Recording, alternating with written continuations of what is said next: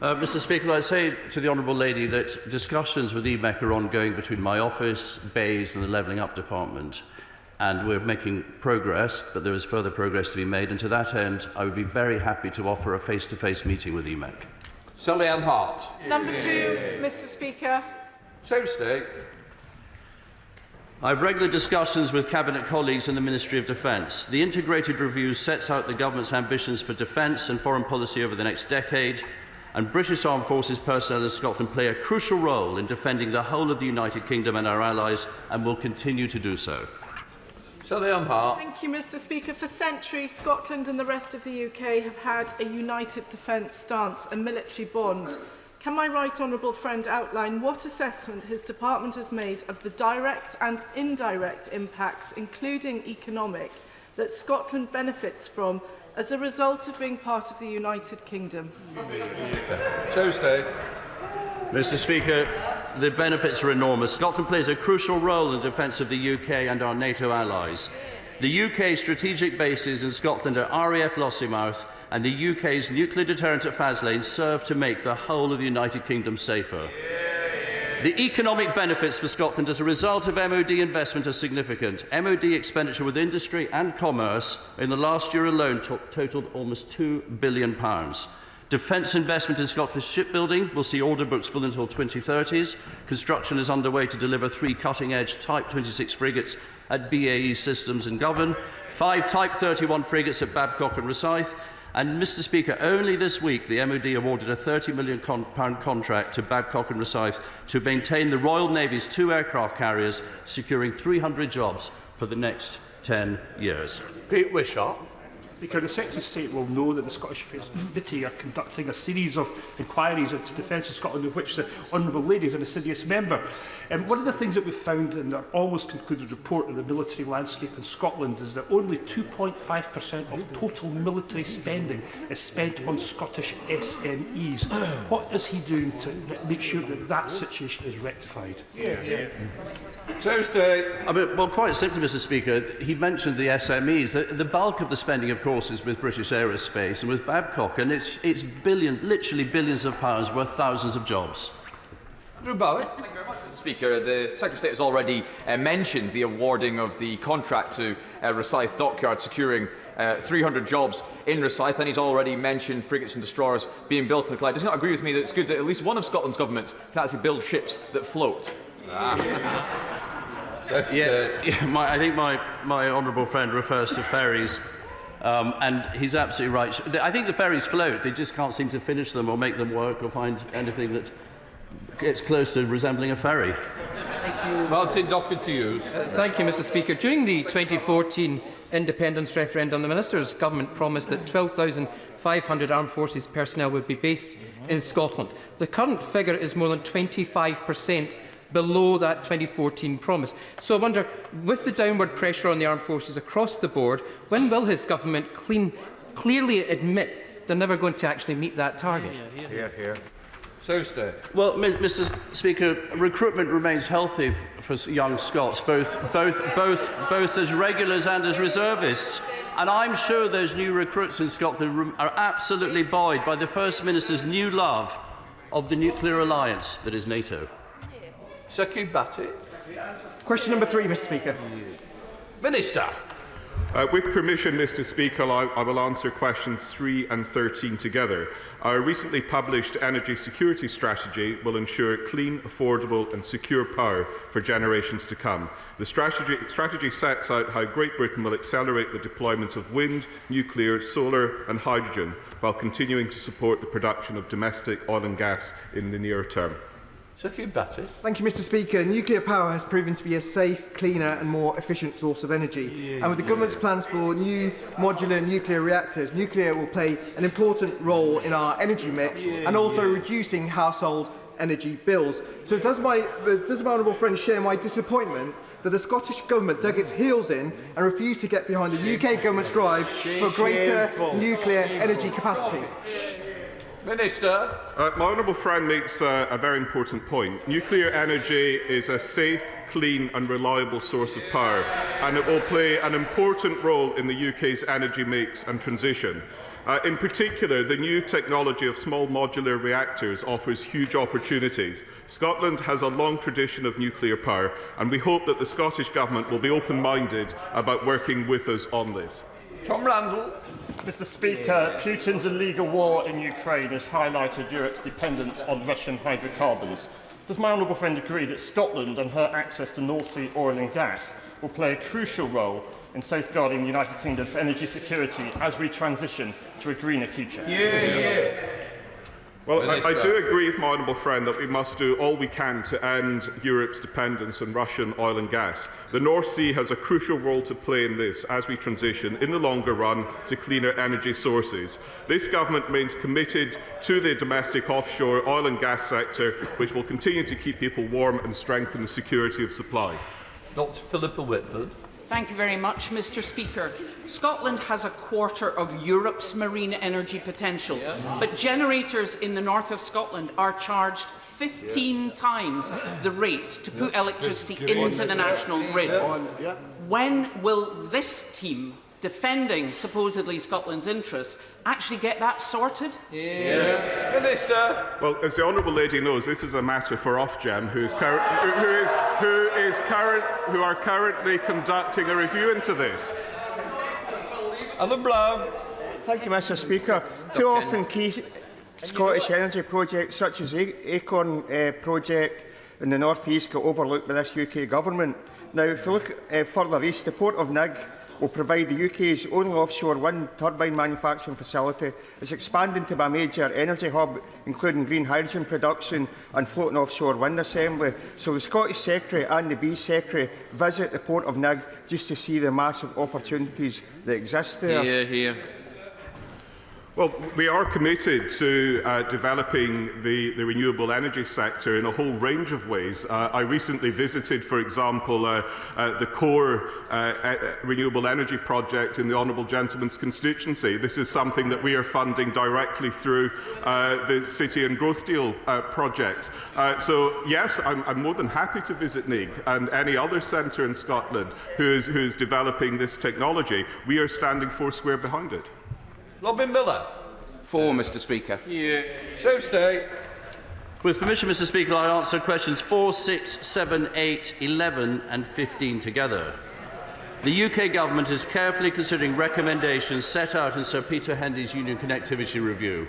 My honourable friend Baroness Veer, the Minister for Union Connectivity, has discussed the UCR recommendations with Graham Day MSP, the former Scottish Government Transport Minister. Sadly, Mr Day has since stepped down for health reasons, so in February we first requested a meeting with his replacement, Jenny Gilruth. We hope to meet Miss Gilruth as soon as her busy diary allows. Robin Miller. Thank you, Mr. Speaker. It is regrettable that the Scottish Government refused to engage with the UK Connectivity Review, and it's also notable that serious concerns remain, even now, about the award, management and delivery of the Ferguson Ferries contract. Does my right honourable friend agree with me that the Scottish Government needs to up its game in connecting UK residents? Yes, and to clarify the point my honourable friend made, the Scottish Government did refuse to engage on the Union Connectivity Review in the form of Cabinet Secretary Michael Matheson telling his civil servants not to communicate with Sir Peter Hendy. So he makes a very, very good point. And actually, the SNP MPs are only too keen to tell us about when the Scottish Government's doing well and how great they are, and why the UK Government should follow suit. However, when it comes to ferry contracts, the SNP have shown startling incompetence. 5 years late in delivery, 150 million over budget. But despite their incompetence, this government, Mr. Speaker, this government stands ready to work with the Scottish Government on improving transport links across the United Kingdom, because we believe that is best for all our... Mr. Speaker, so the West Coast Main Line, I've been from Preston to Glasgow a couple of times, wonderful city, busy COP26 and, you know, that important work there. Also team the space industry, but the train line is absolutely vital. As part of his Union Connectivity Review, will he make sure that Preston and the other stations can get to Glasgow easier and better? Tuesday. I can tell my honourable friend that HS2 will transform rail travel in this country. It will build opportunity, it will boost the economy through national regeneration and the widespread creation of jobs. HS2 will go to Preston from the moment it opens for operation. This means facilities at Preston will be upgraded, including a new platform, which will also see a direct HS2 service from Birmingham, increasing the frequency and connections to the UK's major economic centres. Rachel Maskell. Turning to the east, better connectivity strengthens the economy and strengthens opportunity, Labour's twin ambition for Scotland. So with York having such a pivotal role on the whole network, what discussions is he having to invest in rail north of York to ensure that connectivity right into the heart of Scotland? Tuesday. Well, the honourable lady and I share exactly the same ambition, which is faster rail to York, which will mean faster rail to Scotland. Rob Roberts. Mr. Speaker, having spent a wonderful weekend in Glasgow and visiting the wonderful Roallan Castle in the honourable member for Kilmarnock's constituency for a wedding, I completely agree that the scenery and the tourism in Scotland should be enjoyed by everybody. In the United Kingdom. Can my right honourable friend confirm what discussions he's had with Department for Transport ministers about enacting all of the recommendations in Sir Peter's review and a timeline as to when that might be likely to occur? The Prime Minister's welcomed and indeed intends to accept the proposals for the creation of UKNet, a strategic transport network spanning the entire United Kingdom. The funding the UK government has set aside will put us on the right path to developing the best infrastructure investment options to strengthen our main transport arteries for people and businesses across the United Kingdom. Thank you, Mr. Speaker. The A68 is one of the main arteries for traffic crossing the border of England and Scotland, carrying thousands of vehicles each way every day. Many pass through the small village of Toft Hill in my own constituency. In 2021, the government finally announced they'd be providing funding to finally complete the much-awaited Toft Hill bypass, improving the safety of roads for all users, including those travelling into England from Scotland. So, does the Minister agree that this demonstrates the government's commitment to bringing the nations of our union together by ensuring the infrastructure works for both nations, but also for local communities? Well, Mr. Speaker, I noticed the honourable lady was being rudely interrupted, but I think what I picked up was that the A68 running from Darlington to Midlothian is of great importance to cross-border transport connectivity between England and Scotland. And I wish to extend my congratulations to Durham County Council for being successful in the Levelling Up Fund. I know that the rerouting of the A68 at Toft Hill will create a new 1.6-kilometre bypass away from the village centre, and I know my honourable friend has been campaigning tirelessly for this. Jenkins. Thank you, Mr. Speaker. Can my right honourable friend set out his assessment of the impact of devolution on union connectivity? Mr. Speaker, Sir Peter Hendy noted in his final report that devolution has been good for transport. However, he identified that this has nonetheless led to a gap in UK-wide strategic transport planning, resulting in cross-border schemes being a lower priority than others that may provide local benefit. Through the implementation of UKNet, we're committed to forging and strengthening transport bonds and to create a better connected United Kingdom. Peter Grant.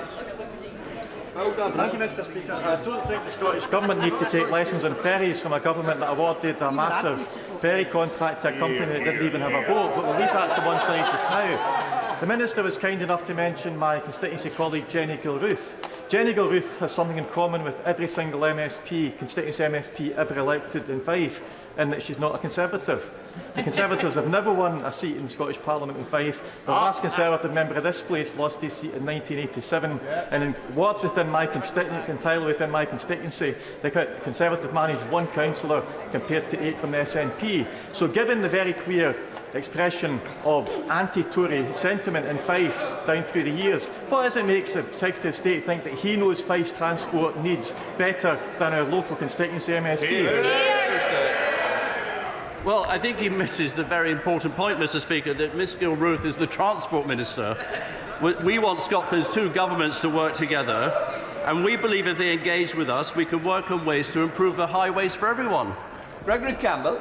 Mr. Speaker, I am here today in the House of Commons, but my heart is in Seville, and I thank the Minister for his contribution and wish Rangers, the most successful football club in the world, all the success tonight. Will he, in conjunction with his Cabinet colleagues, ensure that the connectivity review and levelling up leads to benefits right across the entirety of the United Kingdom?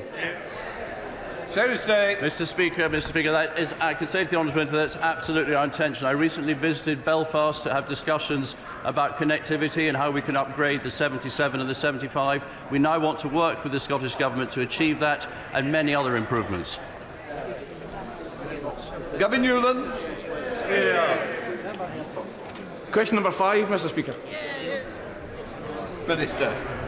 We have regular discussions with the Scottish Government. The Chancellor has already announced £22 billion of support measures, including a tax cut for 2.4 million Scottish workers, worth more than £330 a year for the typical employee. We are committed to financially supporting Scotland. The record block grant of around £41 billion for the next 3 years enables the Scottish Government to take necessary steps. Kevin Newland. Thank you much, Mr. Speaker. Whilst home energy costs are skyrocketing under this government, the Scottish Government are helping to decarbonise the heating of 1 million homes and saving families money whilst driving the net zero transition. At the same time, households are hit with record fuel prices, and where it has the powers, the Scottish Government is doing what it can by funding record investment in electric vehicle infrastructure and active travel, massively outstripping this government spending. So why won't the UK Government match the Scottish Government's ambition to drive the net zero agenda whilst reducing living costs for families?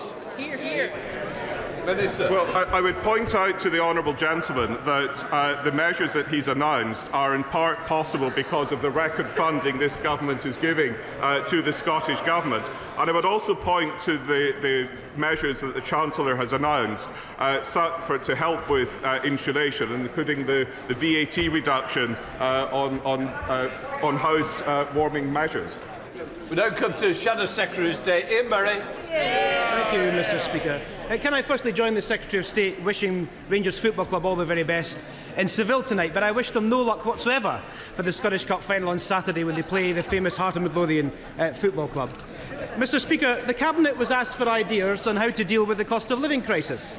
So far we've had take on more hours, get a better job, MOT your car every 2 years, buy supermarket branded food, or even learn to cook. And all the Chancellor has delivered is to give taxpayers a loan of their own money to pay their own bills. And despite oil and gas company profits being more than the combined increase of everyone's energy bills, they reject Labour's plan to give all households up to £600 off their energy bills with a one-off windfall tax on these profits. So can the Minister tell us what the Scotland team's contribution has been to these ideas, and which one of these ludicrous ideas does he most favour? Minister. Well, first of all, I should say to the honourable gentleman that the colour of my tie in no way diminishes my support for Rangers in Seville later on.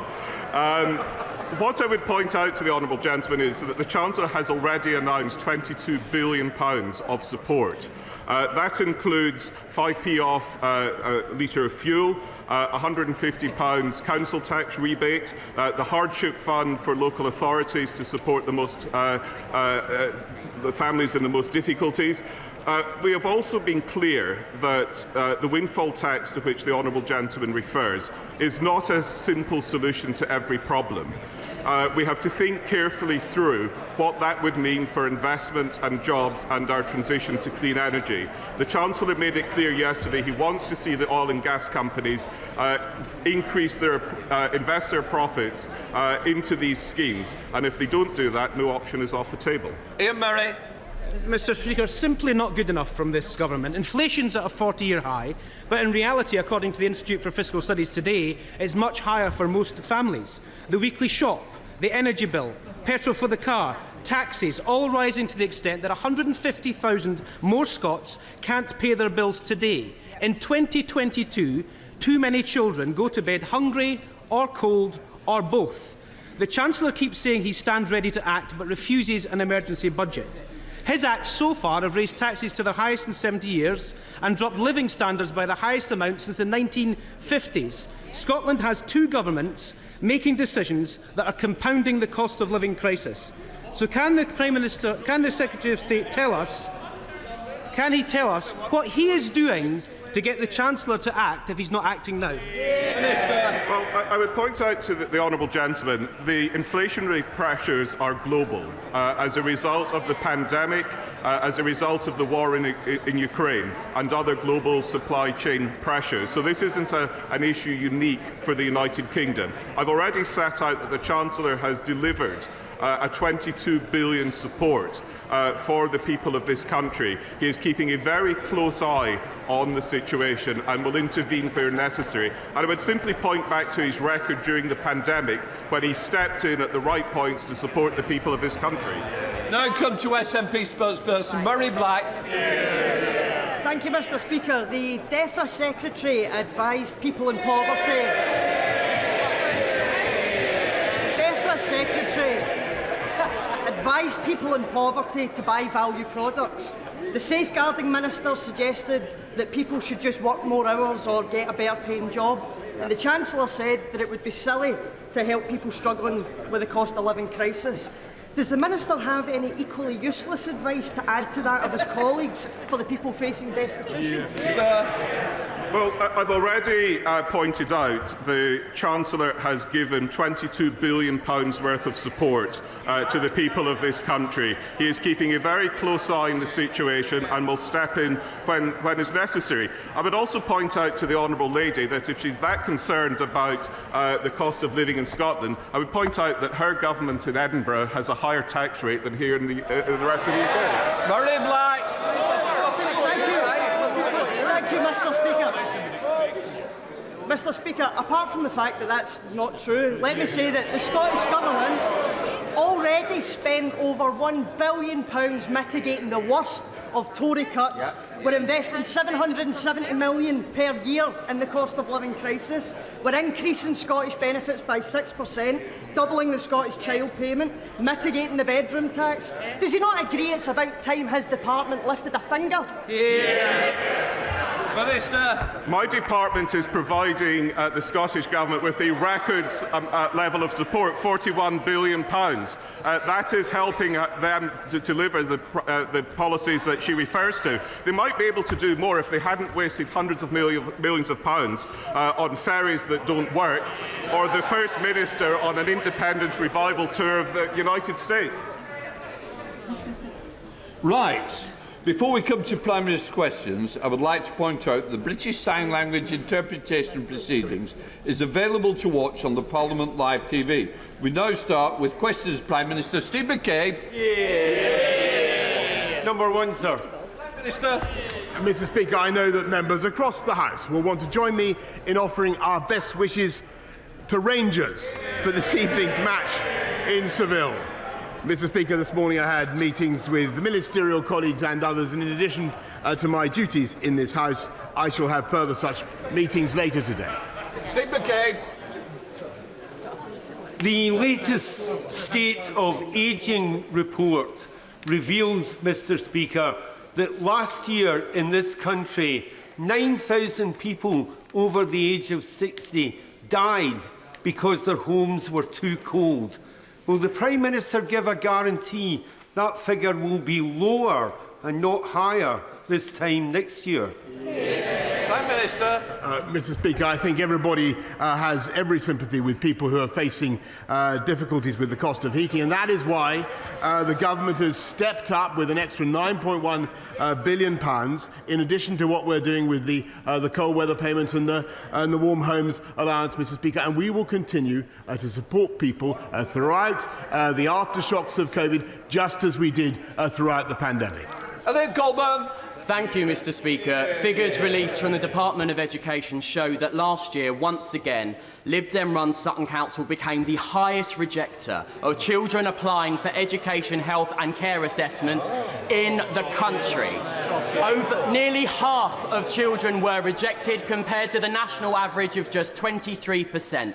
Can the Prime Minister outline how the SEND review will help children and their families of SEN get access to the education that they deserve? Prime Minister. Yes, indeed. I thank him very much for his campaign, and he is completely right, Mr. Speaker. That's why we have an SEND review, and we will ensure that SEND children and young people can get access to the right support at the right place and the right time across the country. We now come to the Leader of the Opposition, Keir Starmer. Mr. Speaker, I too send my best wishes to Rangers. It's quite an extraordinary story, actually, over the last few years for that football club. Mr. Speaker, a one-off tax on huge oil and tax profits would raise billions of pounds, cutting energy bills across the country.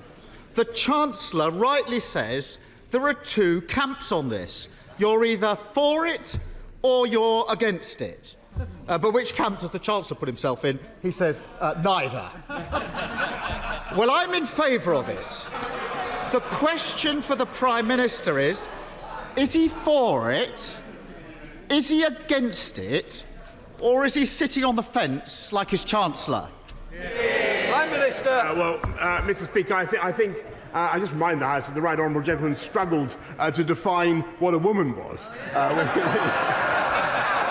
If he couldn't make up his mind on that point, Mr. Speaker, heaven help us. Look, this government is not in principle in favour of higher taxation. Of course not. But what we want to do, we don't want to put. Of course they love it. They love it, Mr. Speaker. They love putting up taxes. All this was dog spot. Labour meow. Labour puts up cats me out. Labour put up taxes. What we want to do is take a sensible approach governed by the impact on investment and jobs, Mr. Speaker. And that is the test of a strong economy. And it's by having a strong economy that we'll be able to look after people as we have done during COVID and as we will do in the aftershocks of COVID. And I'm proud to say, Mr. Speaker, that this week it was revealed that unemployment has come down to the lowest level since 1974. When I was 10 years old, Mr. Speaker. I don't know how old he was, but I was 10 years old. Yes, Starmer. Mr. Speaker, hang on. Last week he said, we'll have a look at it. Yesterday he voted against it. Anyone picking up the papers today would think they're for it, and now he says he's against it again. Clear as mud. To be fair, it's not like the rest of his cabinet know what they think either. The same day the Chancellor said it was something he was looking at, the Justice Secretary said it would be disastrous. The Business Secretary called it a bad idea, but also said he'd consider a Spanish-style windfall tax. 1 minute they're ruling it in, the next they're ruling it out. When will he stop the hokey-cokey and just back Labour's plan for a windfall tax to cut household bills? Mr. Speaker, the Labour's plans are always and everywhere to raise taxes on business, and that's what they did. I remember him campaigning in 2019, Mr. Speaker, on the biggest taxes for business that this country has ever seen. That's their instinct. Now, look. This country and the world faces problems in the cost of energy, driven partly by COVID and partly by Putin's war of choice in Ukraine. And we always knew that there would be a short-term cost in weaning ourselves off Putin's hydrocarbons and in sanctioning the Russian economy. Everybody in this House voted for those sanctions. We knew that it would be tough. But I just want to tell the Right Honourable Gentleman that giving in, not sticking the course, would ultimately be the far greater economic risk. Yes, of course, Mr. Speaker, we will look at measures. We will look at all the measures that we need to take Mr. Speaker, to get people through to the other side. But, Mr. Speaker, the only reason we can do that is because we took the tough decisions that were necessary during the pandemic, which would not have been possible if we'd listened to him. Keir Starmer. He just doesn't get it, does he? He doesn't actually understand what working families are going through in this country, struggling about how they're going to pay their bills. And whilst he dithers, British households are slapped with an extra £53 million on their energy bills every single day. Meanwhile, every single day, North Sea oil and gas giants rake in £32 million in unexpected profits. Doesn't he see that every single day he delays his inevitable U-turn, is going to do it, he's choosing to let people struggle when they don't need to. Mr. Speaker, he says that this government has no sympathy for people who are struggling and working. Let me tell you, it is precisely. Well, let me tell you what we're already doing. We're already spending £22 billion. We're already helping people with the cost of living in any way that we can, Mr. Speaker. But the reason we can do that is because we took the tough decisions to get this country through COVID, to make sure that we came out of lockdown in the way that was necessary, and to have a strong economy with robust employment growth, Mr. Speaker. And we will continue to take. And he talks about cutting taxes. In July, we will have the biggest tax cut for 10 years, £330 cuts for 30, on average, for 30 million people who are paying national insurance contributions. And the reason we can do that, Mr. Speaker, is because we have a strong and robust economy. I'm going to look at all measures in future to support our people.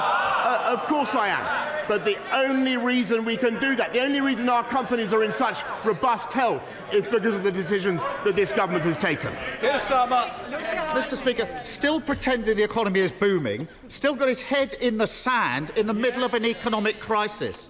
The Prime Minister keeps saying more help is coming, but we've heard it all before. May the 13th, he stood there and said, "We will do more right now." A week has passed and there's been nothing. On April the 19th, he stood there and said, "We will do more as soon as we can." A month has passed and still nothing. The Chancellor said wait until the autumn. At least he's honest that the plan is to do nothing.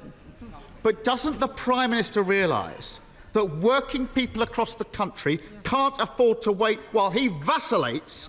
It's time to make his mind up.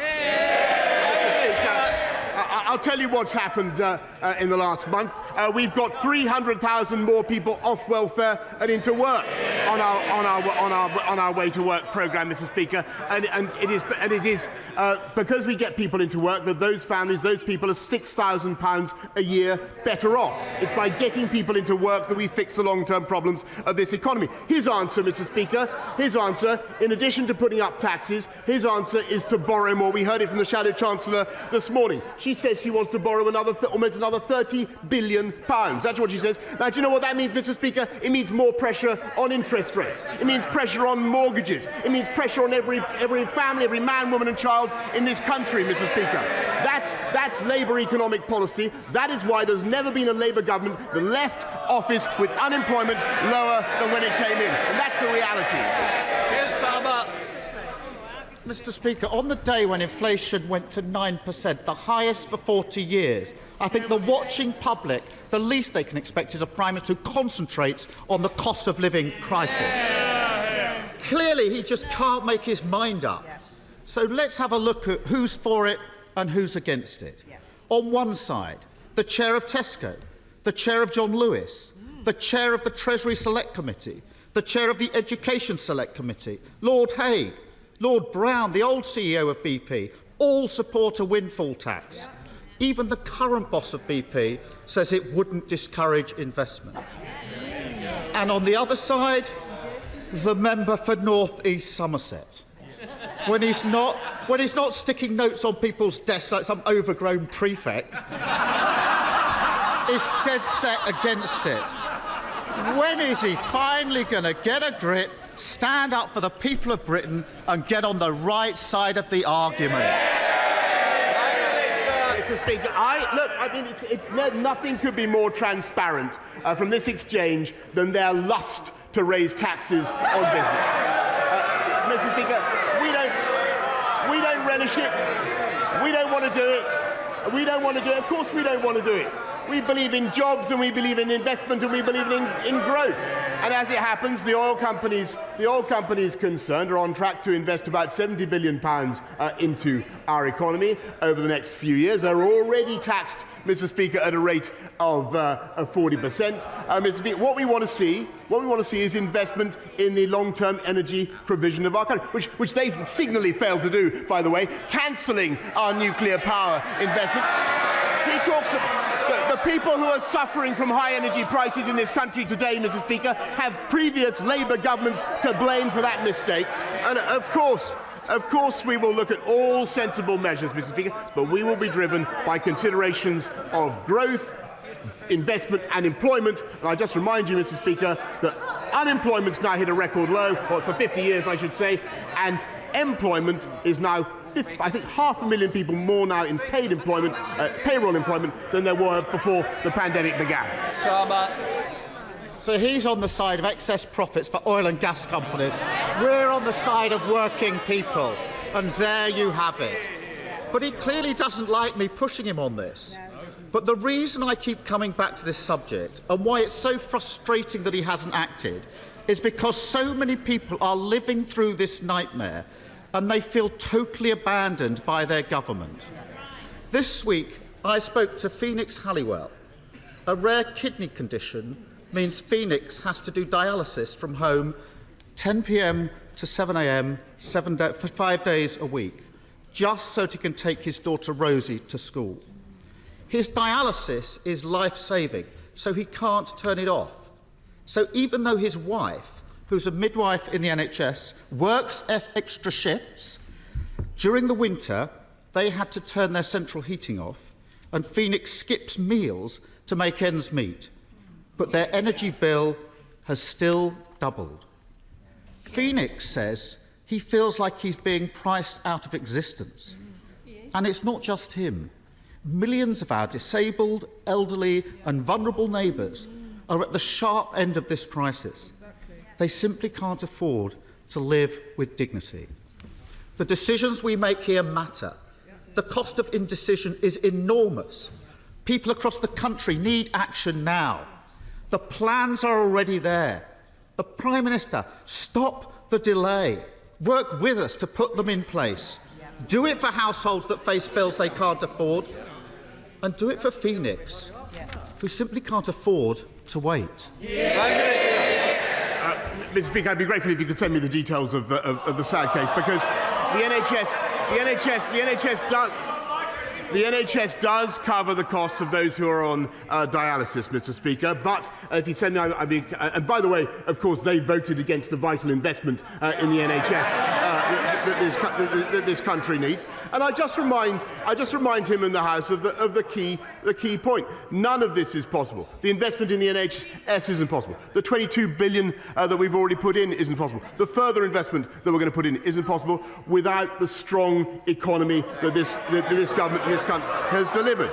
And it's because we took the tough decisions that I have mentioned that we have record low unemployment. Record low for the last 50 years, Mr. Speaker. And this Queen's speech that we've been debating is about putting in the infrastructure, the skills, the technology that will continue to build the platform for growth and jobs in this country. And that is what this government is committed to doing, and that is the best way out of economic problems. And I thought it was fantastic, by the way, yesterday to see Her Majesty the Queen open Crossrail. 72,000 jobs that has already delivered, 90 billion it will produce for the whole of the UK economy. Well, let me just ask the right honourable gentleman, who was the Mayor of London when Crossrail was first started to be built, Mr. Speaker, and who was the Prime Minister who completed it, Mr. Speaker? We get the big things done, Mr. Speaker. There's never been a Labour government that left office with unemployment lower than when they began. Mr. Speaker, as the Prime Minister knows, thanks for visiting us in Leyland a couple of weeks ago, as he knows, knocking on doors there, crime and antisocial behaviour is a big issue for people locally. And part of that problem is that the local police, when response calls are required, are having to come in from Preston or the lovely Chorley. Now Lancashire has got 314 more police thanks to this government. Yeah. Does the Prime Minister agree with me that we need to use some of those to get Leyland Police Response open? And will he work with me, the fabulous local police and the Police and Crime Commissioner to make that happen? Minister. Well, I thank my honourable friend. She's a terrific campaigner, fantastic campaigner for her constituency. I discovered just the other day.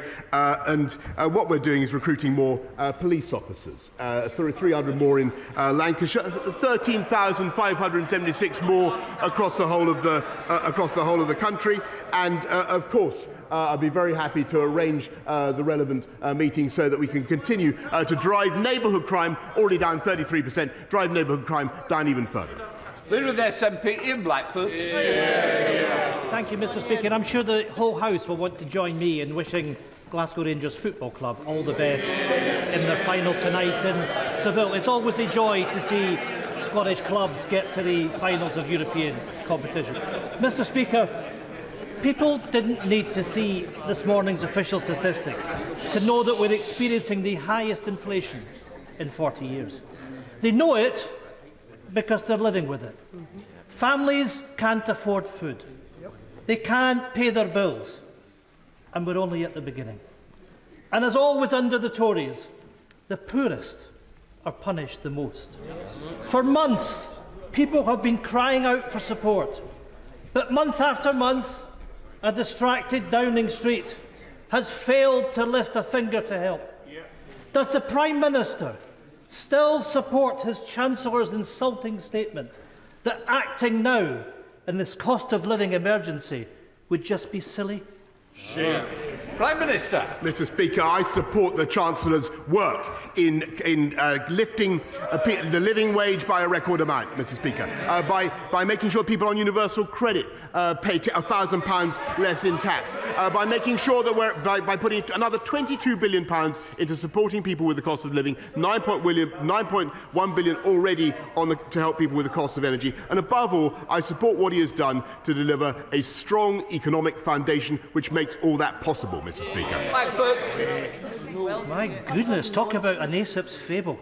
Every day this Prime Minister remains out of touch, people remain out of pocket. And by the way, Prime Minister, £20 a week was taken out of people's universal credit. You know, the Prime Minister's just confirmed he does think it would be silly to intervene. Because the Tories' only response to this cost of living crisis has been insults and inaction. The Tory backbencher who thinks poor people, just need cooking lessons. Yep. The Tory minister who thinks that people should just get a better paid job. And the Chancellor who thinks it would be silly to act now. This is the cost of living crisis from Westminster. For weeks, the Prime Minister has been briefing that it's the Treasury who are to blame for blocking financial support for struggling families. Well, Prime Minister, it's time to stop sniping from the sidelines. If this Chancellor won't deliver an emergency budget, it's time for the Prime Minister to sack the Treasury, to sack the Chancellor, and to put somebody else in office that will act. Prime Minister.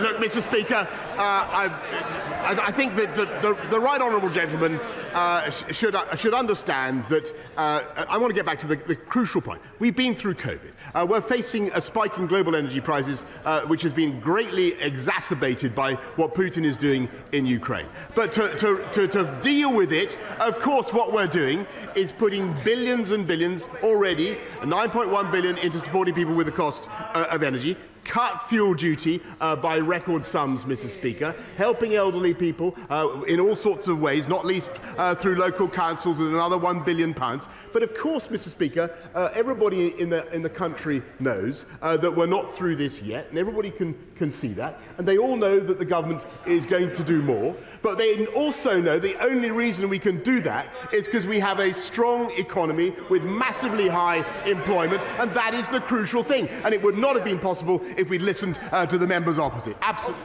Dr. Luke Evans. The Prime Minister will be aware of my campaign to have digitally altered images carry a label. Last week was Mental Health Awareness Week, and there are 1.25 million people with eating disorders and 1 million people using steroids. Now, 84 members of this House from 7 parties signed my open letter to companies to pledge not to alter their images in their adverts. Will the Prime Minister support that pledge? And for those who aren't taking that pledge, will he vow to make sure that we consider labelling digitally altered images where body proportions are affected? Minister. Look, I thank my honourable friend for his fantastic campaign, and he and I have talked about it at length. And I do think there is clearly a risk to mental health as young people are given unrealistic expectations about how they should look because of the stuff that they see. I think the kite mark suggestion that he's brought forward is extremely useful, and I'll make sure that we follow it up as part of our mental health plan. Ed Davey. Can I join other new fans of Rangers and wish them good luck in Seville tonight?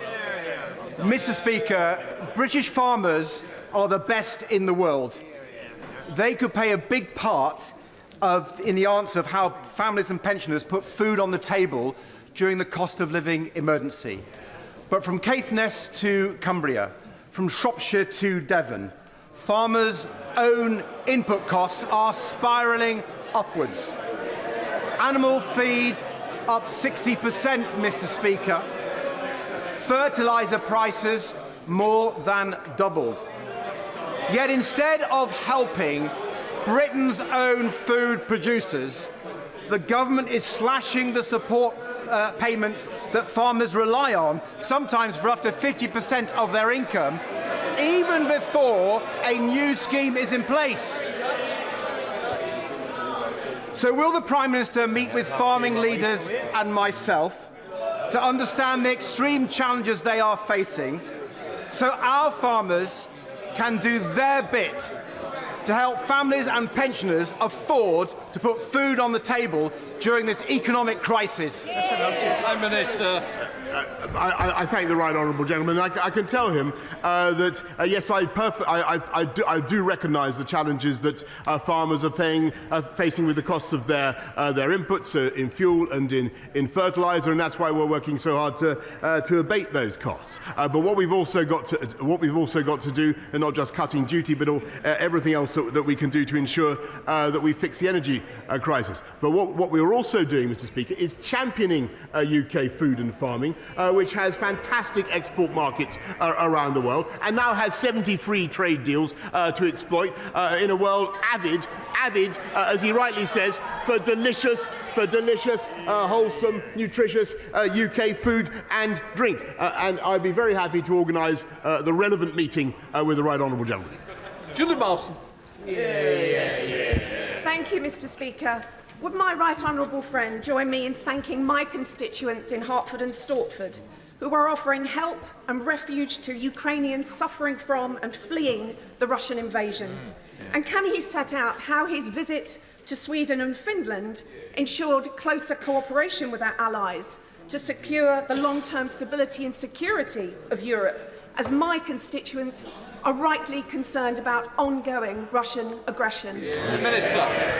I thank her very much. I want to thank her constituents very much for what they're doing to help Ukrainians fleeing war and aggression. And I know that members up and down the country have constituents who are being incredibly generous. I think we can all be proud of the UK's efforts. Yes, Mr. Speaker, it's true that the UK signed historic declarations the other day with Sweden and Finland to reinforce our security, our mutual security, and to fortify Europe's defences. And I think it has been a massive step change in our cooperation, a thoroughly good thing, and it has been driven, Mr. Speaker, in the cases of both Sweden and Finland by the people themselves who see the logic of NATO membership.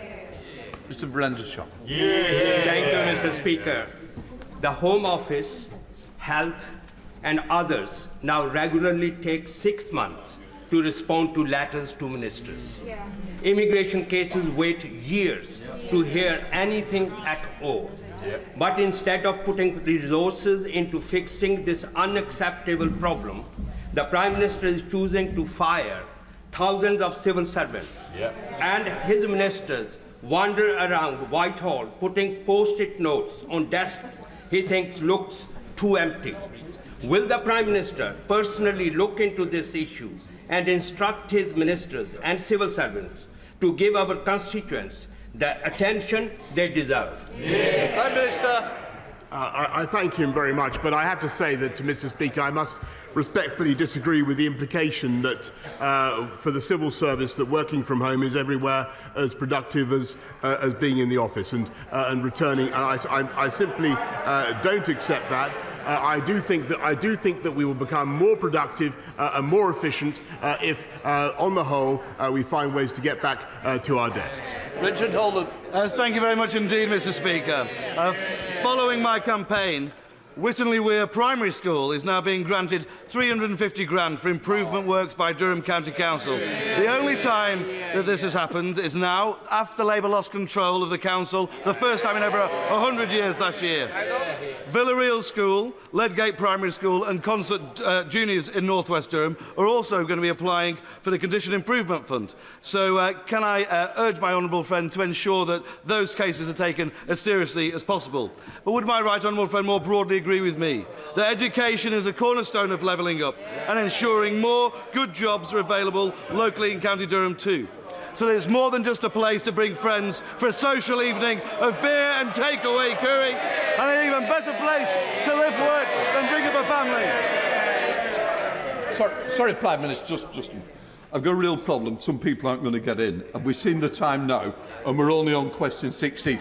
I wanted everybody to help each other, so we could speed up. We might get a few more in, Prime Minister. Well, I just want to thank my honourable friend, who's a massive champion for his constituency for North West Durham, and I'm delighted that he's been a supporter of County Durham's bid for City of Culture, culture in its widest interpretation, and I support him in everything he does. Thank you, Mr. Speaker. I'm sure the Prime Minister knows that this is Dementia Awareness Week, and I'm proud that the Dementia Research Institute now calls Wales home. In 2019, the Tory manifesto promised to double funding for dementia research, but the researchers are still waiting for this money. So, can the Prime Minister tell me, in this Dementia Action Week, when the Dementia Moonshot will be delivered? Mr. Speaker, we intend fully to deliver the Dementia Moonshot, but never forget, Mr. Speaker, that this was the party that voted against £13 billion a year extra for the NHS.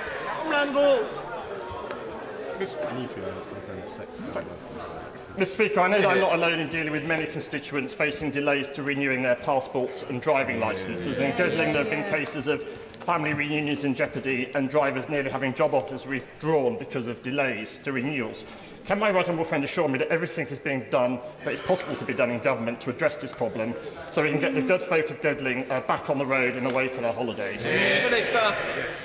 Mr. Speaker, I'm told that the driving licences are now being issued faster than they were. There are no delays in successful online driving licence applications, and the customers should receive their licence within a few days. Now, if I'm misinformed about that, Mr. Speaker, I trust my honourable friend will let me know. Alex Sobel. Thank you, Mr. Speaker. Prime Minister, food prices are going up, rents are going up, energy costs are going up. Every day I've got more and more constituents coming to me to say they thought the day would never come. Things just cost too much. At the same time, people are anchored to the minimum wage, working 2, 3, 4, 5 jobs on low wages, within work benefits. They just can't afford it. At the same time, we have the Minister, the Honourable Lady Member for Edgett, saying to survive they should take on more hours or get a better job. Does the Prime Minister agree with his Minister, or does he agree with me that we should have an emergency budget? Mr. Speaker, I accept that, of course, there are economic pressures on our country now caused by the factors that we mentioned, but that's why we've already increased the living wage by £1,000 per year for those who are on it. Already increased universal credit by £1,000 a year. All the other measures, billions and billions of tax that we're putting into supporting incomes, Mr. Speaker. But the reason we can do that is because we have strong economic fundamentals with unemployment. I don't know when he was born, Mr. Speaker, but unemployment is the lowest it's been since 1974, and that is giving us the foundation to take our country forward. Thank you, Mr. Speaker. The Airedale Hospital recently submitted its bid to be one of the government's new hospitals, and this is because the Airedale has an extremely high structural risk profile, with 83% of the building being constructed from aerated concrete. There are several wards that are closed due to structural risk, and the hospital is now over 20 years beyond its original life expectancy. So can the Prime Minister personally assure me that we will be able to deliver a new Airedale Hospital which is fit for the future? Prime Minister. Well, Mr. Speaker, there's a lot of pressure on me to dish out yet another hospital from this dispatch box. But I can tell him that we're reviewing all applications for the next 8 hospitals in our new hospital programme, which is the biggest in a generation, Mr. Speaker. Only possible because we have a strong economy, Mr. Speaker, and we'll make he's a doughty campaigner for his constituents. We'll make a final decision later this year. Thank you, Mr. Speaker. On the 26th of February, a private charter flight to Moscow was allowed to take off from Inverness Airport, an apparent breach of a UK ban on flights of that nature, which had come into effect from midnight the day before. Now, air traffic control transcripts published this week in the Press and Journal newspaper have revealed that despite being informed of the intended flight, no attempt was made by the UK government or its agencies to prevent the plane from taking off. Will the Prime Minister commit to informing the House at the earliest opportunity who was travelling on that flight, why, despite being informed in advance of the flight, was no attempt made by the UK government to keep the plane on the ground, and what will the Prime Minister personally do to try and prevent any similar breaches of sanctions from happening in the future? I thank him very much. I'll make sure that as soon as we can get some, I don't know the answer to his question, but as soon as we can get some information about that, Mr. Speaker, I'll make sure the House is properly informed. Andy Carter. Thank you very much, Mr. Speaker. Earlier this week, the Planning Inspectorate waved through a decision by Labour councillors to build a massive logistics hub in South Warrington. The plans are contrary to national policy, entirely in the Greenbelt, and have been approved despite more than 1,000 letters of objection. Does the Prime Minister agree with me that listening to local communities and protecting our precious Greenbelt must be at the heart of planning policy? And will he meet with me to see how local residents can have their voices heard? Prime Minister. Well, Mr. Speaker, local residents could have no more powerful voice than that of my honourable friend. The House will have heard him loud and clear. I know the Ministry, Department of Levelling Up will have heard him loud and clear. I will make sure that he gets the relevant meeting. I'm about that. No bullying and no harassment, no leaking, no misuse of taxpayers' money, and no actual or perceived conflicts of interest. The precious principles of public life enshrined in this document must be honoured at all time. Those, Mr. Speaker, are the Prime Minister's own words from the Ministerial Code. So can the Prime Minister tell me, on a scale of 1 to 10, how's he doing with keeping to those principles? Mr. Speaker, I think 10 out of 10, Mr. Speaker, because what we believe in this government in adhering to the principles of the Ministerial Code, and by the way, it's an important point because, Mr. Speaker, there's a lot of attacks on MPs, on what goes on in this place, and I think it is always worth stressing that the vast majority of people who work in the House of Commons, members of Parliament, are doing a very good job and working very hard and are not misbehaving. Idle question, Kevin Hollinray. Thank you, Mr. Speaker. Thirsk and Moulton has welcomed asylum seekers from all parts of the world, including Syria and the Ukraine. But the government's plans just announced from the 31st of May to the start of what will be up to 1,500 non-detained young single males from different parts of the world, asylum seekers, on a base that will be the centre of a small rural village of 600 people, children all the way through to elderly residents. That village without streetlights, without police presence, it will devastate the community. It will devastate house prices, which will plummet, and the residents of that village will not feel safe to leave their homes alone. Will my right honourable friend please, on behalf of the community, please stop these plans? Prime Minister. I thank him. I thank him very much, and I know that my right honourable friend, the Home Secretary, is engaging with him and with others locally about the use of the site, and I hear loud and clear what he has had to say. Indeed, I'm the recipient of many of his intercessions on this matter, and I understand the strength of feeling in his constituency, and I'm sure that there will be further meetings between him and the Home Office about what we can do. That ends questions. We're going to let it clear while.